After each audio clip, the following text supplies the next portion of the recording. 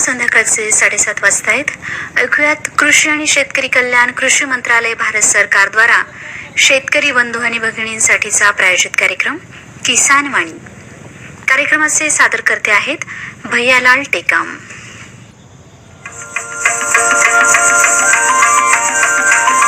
किसान वाणी, किसान वाणी, किसान वाणी, किसान वाणी. हिरव्या स्वप्नांची साध्यवाणी, प्रगत युगाची वेधवाणी, कृषी तंत्राची ही मंत्रवाणी. किसान वाणी, किसान वाणी, किसान वाणी, किसान वाणी. सफल शेतीची भाष्यवाणी, पेरल काढण सांगे वाणी, शेती सुखाची आधारवाणी. किसान वाणी, किसान वाणी, किसान वाणी, किसान वाणी, किसान वाणी, किसान वाणी, किसान वाणी, किसान.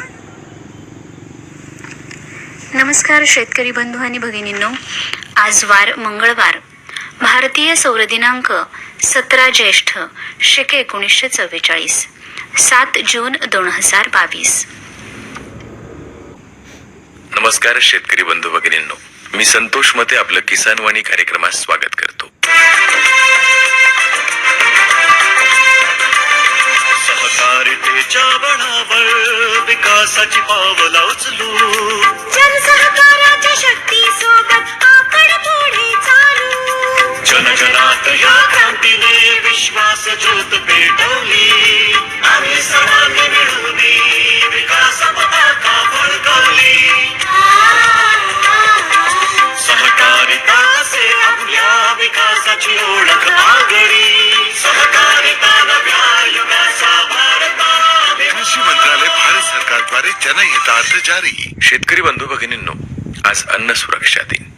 एका बाजूला अन्नाची नासाडी होते, एका बाजूला अन्न मिळत नाही, अशी परिस्थिती आजही अनेक ठिकाणी आहे. यावर आपण विचार केला पाहिजे आणि आपण आपल्या परीनं काय योगदान देता येईल ते दिलं पाहिजे.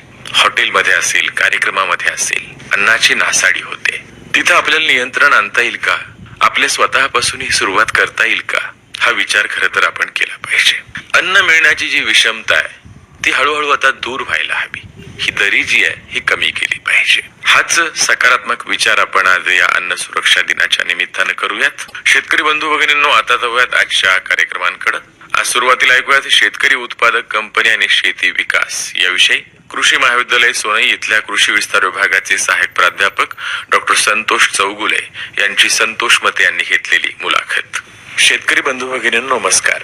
शेतकरी बंधू भगिनींनो, आज आपण जाणून घेणार आहोत शेतकरी उत्पादक कंपनी आणि शेती विकास याविषयीचं मार्गदर्शन कृषी महाविद्यालय सोनई या ठिकाणच्या कृषी विस्तार विभागाचे सहाय्यक प्राध्यापक डॉक्टर संतोष चौगुले आपल्याला हे मार्गदर्शन करणार आहे. डॉक्टर नमस्कार. नमस्कार शेतकरी मित्र. शेतकरी बंधू भगिनींनो, आपण शेतीमाल पिकवतो आहोत आणि या शेतीमालाचं व्यवस्थित पद्धतीनं वितरण आपल्याला जर करता आलं तर साहजिकच आपले जे शेतकरी बांधव आहेत त्यांना चांगल्या पद्धतीचा आर्थिक फायदा या ठिकाणी होणार आहे. आणि मग त्या दृष्टीनंच शेतकरी उत्पादक कंपन्या ज्या आहेत त्याची निर्मिती होते आणि सरकारच्या माध्यमातून खूप चांगल्या पद्धतीचा फायदा सुद्धा या कंपन्यांनाही होतोय आणि कंपन्यांकडे जे काही ग्राहक माल देत आहेत त्यांनाही होतोय. तर या अशा अनेक गोष्टींचा उहापोह आज आपल्याला करायचा आहे. सगळ्यात सुरुवातीला सर हे विचारायचंय की शेतकरी उत्पादक कंपनी म्हणजे काय आणि त्याची व्याख्या काय करता येऊ शकेल? शेतकरी उत्पादक कंपनी म्हणजे त्याच्या नावातच आहे. शेतकरी उत्पादक कंपनी म्हणजे शेतकरी हा प्राथमिकरित्या एकत्र येऊन 10 पेक्षा जास्त शेतकरी एकत्र येऊन ते एक म्हणजे रजिस्टर्ड संस्था स्थापन करतात आणि ते एकामेकाच्या सहकार्याने स्थापन करतात. त्यामध्ये कृषी उत्पादनाचे उत्पादन करणे, कापणी करणे, प्रतवारी करणे, माल गोळा करणे, त्याचे विपणन करणे, त्या मालावर प्रक्रिया करणे, त्या मालाचं मूल्य संवर्धन करणे इत्यादी बाबी ते आपल्या उपक्रमात राबवत असतात. थोडक्यात सांगायचे झाले तर प्राथमिक उत्पादकांनी तयार केलेली कायदेशीर संस्था आहे. परत उदाहरणं सांगायचे झाले तर त्यामध्ये शेतकरी असतील, दूध उत्पादक असतील, विणकर असतील, कारागीर असतील किंवा मच्छीमार असतील इत्यादी संस्था सुरू करू शकतात. आपण जर त्याची व्याख्या बघायची झाली तर शेतकरी उत्पादक कंपनी म्हणजे अनेक शेतकऱ्यांनी समान उद्दिष्टांच्या पूर्ततेसाठी व आर्थिक लाभासाठी एकत्र येऊन कंपनी कायद्याअंतर्गत निर्माण केलेली एक ऐच्छिक संघटना होय. आता हे शेतकरी उत्पादक कंपनीची काय गरज आहे याविषयी सांगा. सध्या शेतकरी उत्पादक कंपन्याची गरज मोठ्या प्रमाणात आपल्या देशासाठी, महाराष्ट्रासाठी किंवा ग्रामीण भागासाठी आहे. शेतकरी उत्पादक कंपन्यांचं मुख्य उद्दिष्ट सर असं आहे की स्वतःच्या संस्थेच्या माध्यमातून उत्पादकांना चांगले उत्पन्न मिळवून देणे. सध्या एक मोठ्या समस्यांना तोंड द्यावं लागतं शेतकऱ्यांना. त्यामध्ये पहिली समस्या असेल की त्यांना निविष्ठा उपलब्ध होत नाही, वेळेवर त्यांना निविष्ठा उपलब्ध होत नाही किंवा तो त्यांना पाहिजे त्या किमतीत उपलब्ध होत नाही.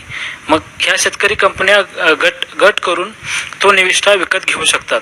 तसेच कृषी विपणनामध्ये माध्यमांची लांब साखळी असते. त्या साखळीमध्ये त्या शेतकऱ्यांचं शोषण होतं.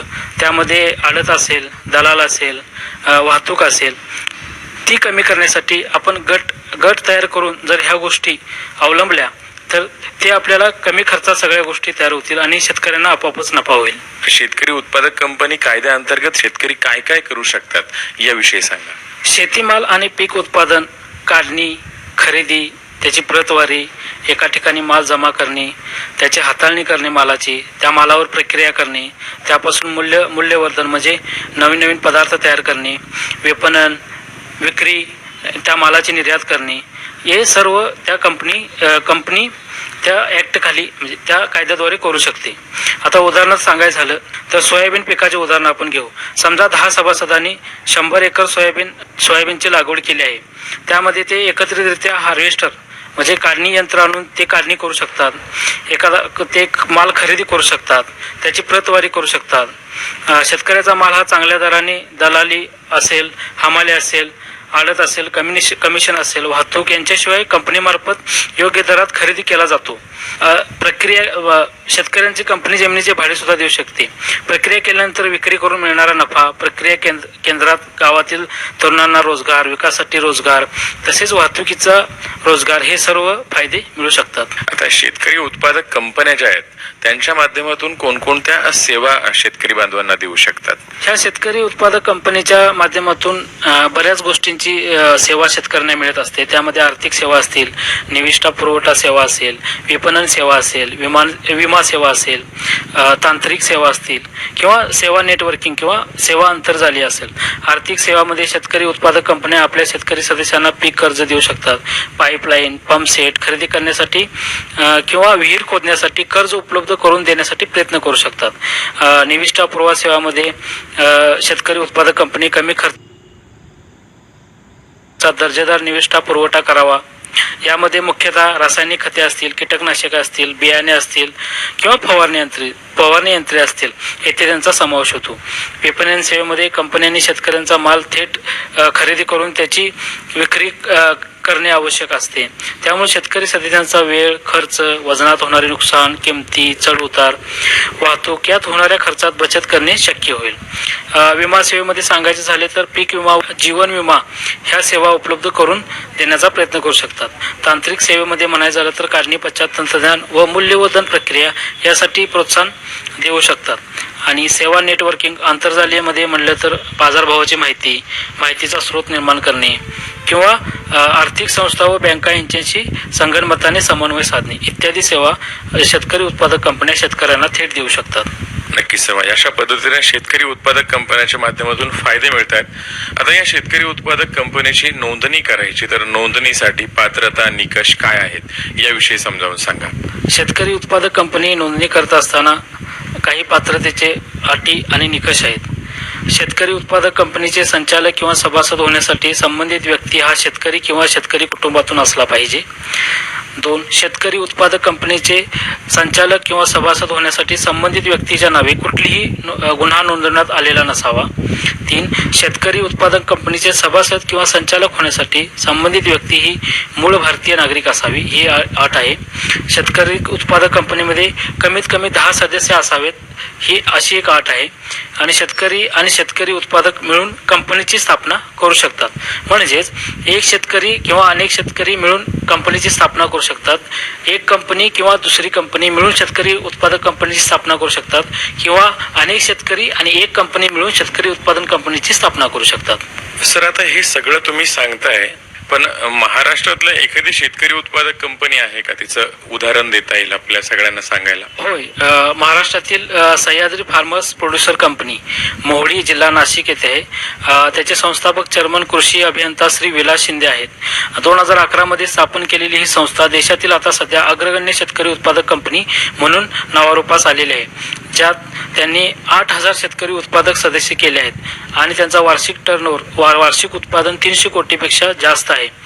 या कंपनीचे वैशिष्ट्य सांगायचे झाले तर या कंपनीने ग्राहकासाठी विविध शेतमाल विपणन करण्यास रिटेल आउटलेट तयार केले आहेत आणि ती रिटेल आउटलेट त्याचे जाळे मुंबई, नाशिक आणि इतर राज्यात करण्यास सुरुवात केलेली आहे.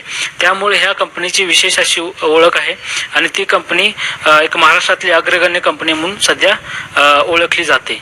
नक्कीच सर. शेतकरी उत्पादक कंपन्यांच्या माध्यमातून काय काय होऊ शकतं हे तुम्ही सांगितलंय, पण शेतकरी उत्पादक कंपन्यांचा वैयक्तिक शेतकरी बांधव जे आहेत त्यांच्यासाठी काय काय फायदे होऊ शकतात आणि शेतीच्या विकासासाठी शेतकरी उत्पादक कंपनी कशी फायदेशीर राहील याविषयी सांगा. नक्कीच.